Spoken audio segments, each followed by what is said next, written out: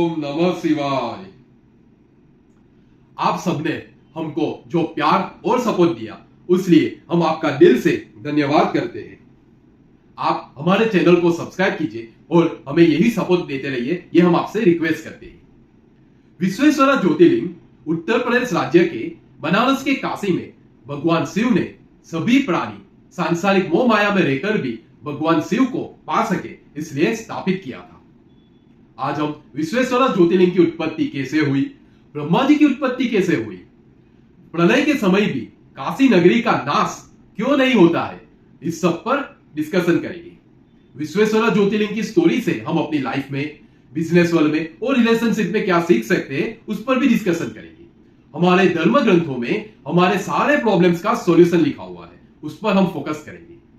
आपको इस स्टोरी से और कोई लर्निंग मिले तो वो आप कमेंट करके सबके साथ शेयर कीजिए।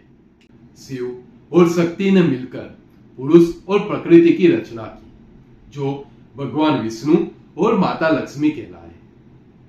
पुरुष और प्रकृति ने जब अपने सामने अपने माता पिता को ना पाया तब वो सोच में पड़ गए।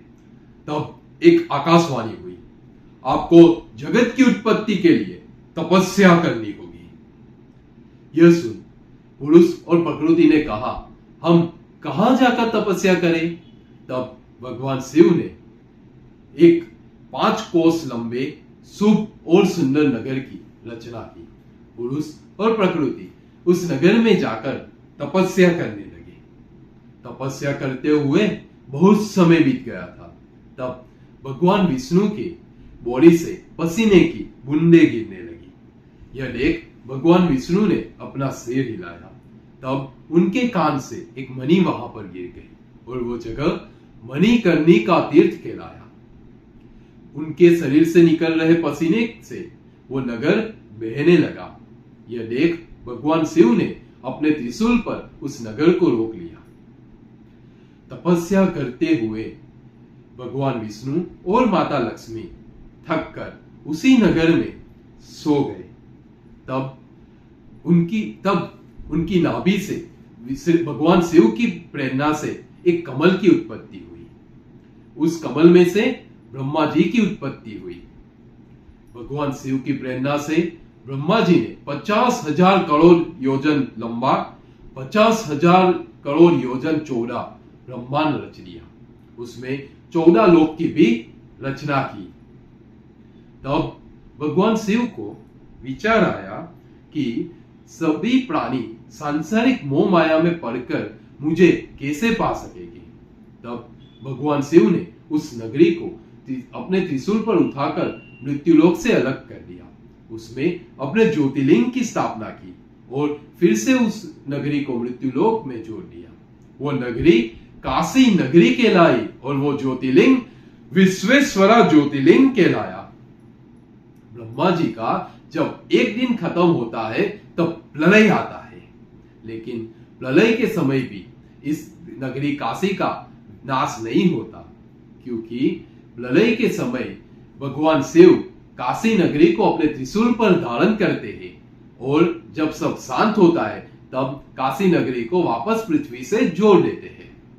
ओरिजिनल लेसन, जैसा कि हमने स्टोरी में सुना कि भगवान शंकर ने सबके कल्याण के लिए काशी में ज्योतिर्लिंग का स्थापना किया, वैसे ही हमको भी हमारा सेल्फिश नेचर छोड़ के सबके कल्याण के लिए जहाँ पे भी किसी को हमारी जरूरत हो वहां पे हमको उनकी मदद करनी चाहिए।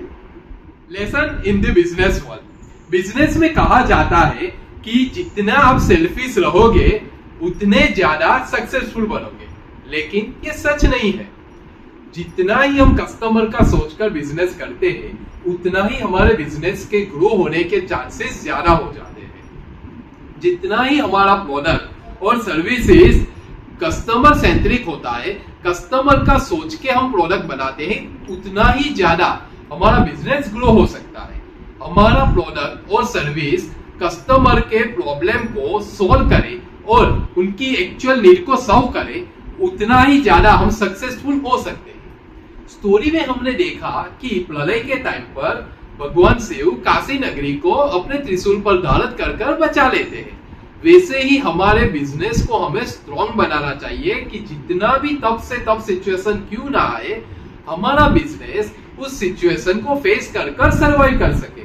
हमारे बिजनेस में कोई ना कोई कॉम्पिटिटिव एडवांटेज होना बहुत जरूरी है। लेसन इन रिलेशनशिप, जैसा कि आपने देखा भगवान शिव और शक्ति ने मिलकर ये दुनिया की रचना की, वैसे ही अगर हम रियल लाइफ में कंपेयर करें या रियल लाइफ में लेसन देखें तो पति और पत्नी के बीच में भी उतनी ही जवाबदारी है कि वो अपना नया संसार अच्छे तरीके से बनाए और उसको बसाए। पति और पत्नी को एक दूसरे का सहयोग देके, एक दूसरे का सपोर्ट करके लाइफ में आगे बढ़ना चाहिए। अगर आप रियल लाइफ एग्जांपल भी देखें तो मिस्टर नारायण मूर्ति जो इन्फोसिस के को फाउंडर हैं, उन्होंने भी जब उनको इन्फोसिस कंपनी स्टार्ट करनी थी तब उनकी वाइफ मिसिस सुधा मूर्ति ने उनको सपोर्ट किया था, फाइनेंशियली भी और मेंटली भी, जो सबसे ज़्यादा इम्पोर्टेंट चीज़ है किसी भी सक्सेसफुल पर्सन के लिए। आज की डेट में भी अगर आप देखेंगे तो मिस्टर नारायण मूर्ति और मिसिस सुधा मूर्ति पर्सनल लाइफ में भी एक सक्सेसफुल हस्बैंड एंड वाइफ है। हमने ज्योतिर्लिंग की स्टोरी से हम अपनी लाइफ में क्या सीख सकते हैं उस पर डिस्कस किया। दूसरे सारे ज्योतिर्लिंग की स्टोरीज और उससे हम अपनी लाइफ में क्या सीख सकते हैं उसके लिए आप ऊपर वाला प्लेलिस्ट देख सकते हैं, और अष्टवक्र गीता से हम अपनी लाइफ में क्या पॉजिटिव बदलाव कर सकते हैं उसके लिए नीचे वाला प्लेलिस्ट देख सकते हैं। कमेंट कीजिए हमारे साथ। हर हर महादेव।